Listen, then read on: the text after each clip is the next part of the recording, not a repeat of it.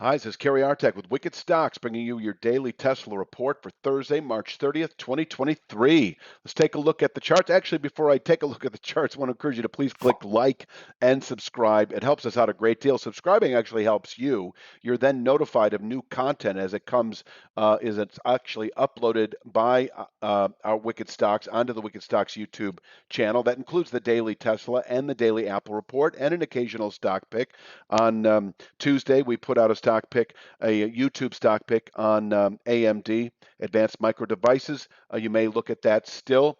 And so also check out wickedstocks.com, where we actually put out daily analysis in the Triple Q, the SPY, two individual stock picks every week that you never see on YouTube, weekly analysis in the S&P 500 index, the NASDAQ 100 index, and the long bond ETF, the TLT, all for a very reasonable price. And if you don't like it after 5 days, you get all your money back. So we have a 5-day money back guarantee. Just shoot us an email and we're happy to refund. So here we are. This is the big picture weekly chart. We tested this band of channel support in early January between 65.92 and 77.62. On the way up, we are expecting containment perhaps in the 144.67 to 152.78 area, where the market could fall back to new lows perhaps following a test of this significant zone of support now. Was resistance then. But we had a positive earnings report about 2.5 months ago that set us up for a 2 to 3 month objective that is still in effect at 235.23. There's just a few weeks left to reach this. I don't know why I'm talking about that so much. It almost doesn't matter, but I do like to be accurate with the time horizons, especially for options traders. So I'm still thinking 3 months. We've got a few weeks left, and we'll just see where we go from there. Now, in the interim of all this, following the buy signal above the 144.67 to 152.78 region, we topped out, at least I could say topped out at that long-term 3/8 Fibonacci area, 221 and a quarter. We missed the mark. We did not push to within 1% of it, but we came pretty close, and we fell off in a meaningful way, almost retesting this long-term support area in the 144.74 to 153.14 area. But on the way down, and I can go to this actually. We had a sell signal about a month ago below this channel bottom that is presently at 210.97, then signaling a rising 2/3 speed line. At that time, I can't remember exactly what it was, but it was in the low 160s. It's now at 183.49. So 183.49, 4-star support you can see here, still able to contain selling through April, above which 210.97 I think is likely by the end of next week.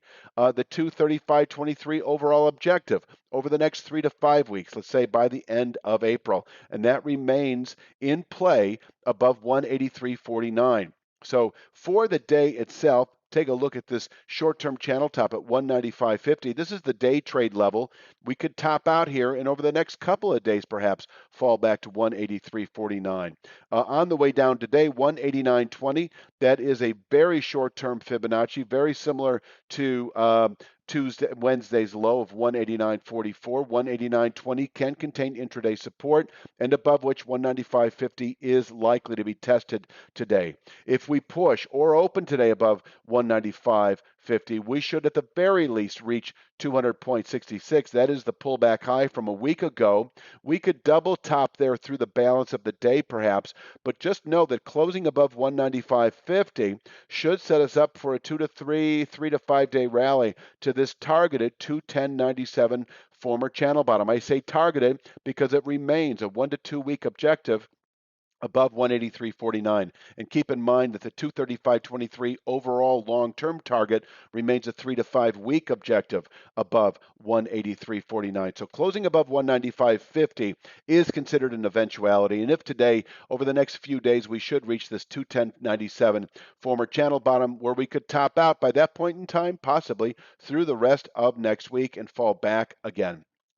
So that is sort of the big picture. I'm sorry, that is the near-term outlook. Holding below 195.50 does allow a retest of the 183.49 speed line. So if we test the 183.49 speed line, let's say today, and once again, it becomes an intraday target below 189.20. So if we test 183.49 today, you could consider reaching for 210, 220, or even 235 out of the money calls. The 210s shouldn't expire any sooner than a week out. I'd go a couple on that. The 220 shouldn't expire any sooner than 2 to 3 weeks, and the 235 any sooner than, say, 3 to 5 weeks out.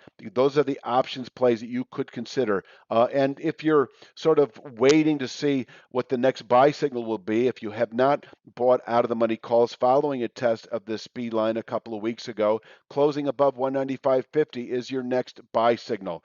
And that I actually ultimately could yield this 235.23 over the next 2 to 3 weeks.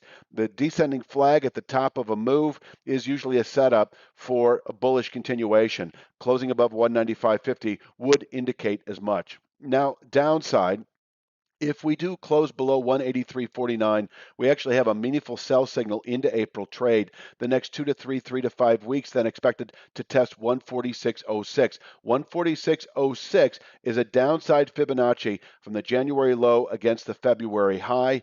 And that actually coincides pretty well right now with this longer term support on the daily chart, this band of channel support presently in the 144.74 to 153.14 area. This lower area becomes a 2 to 3 to 5 week objective if we close today below 183.49. Probably better shown here. This is actually kind of the 2 to 3 week dynamic that you can see here, holding above 183.49, 210.97 expected over the next week or two, 235.23 over the next 3 to 5 weeks. And if we close below 183.49, 146.06. So if we close below 183.49 and you've been buying 210, 220, 230 out of the money calls in anticipation of reaching that in the coming days and weeks, and that is still the play to be made above 183.49, you may consider liquidating those out of the money calls, because I think you may then reach for 145 out of the money puts that don't expire for at least a month out. That would be one way to play that.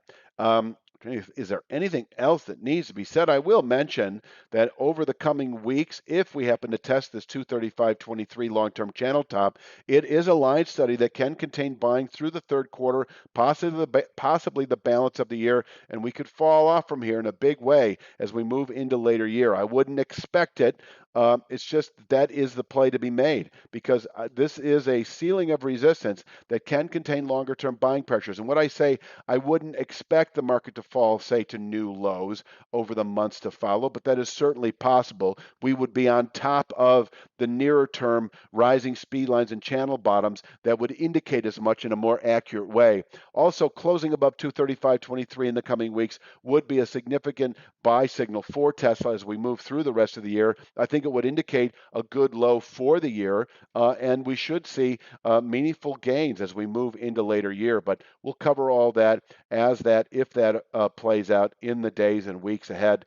And I'm just going to leave you with this image right here, 195.50, our pivot point, not only for the day, but really into next week. Below which 183.49 in reach over the next few days, above which 210.97. And that's all I've got for Thursday's Tesla report. Please click like, subscribe. Please check out wickedstocks.com. There's a lot there for you to see for a very reasonable price. I'll be back tomorrow with Friday's Tesla, and you have a great day.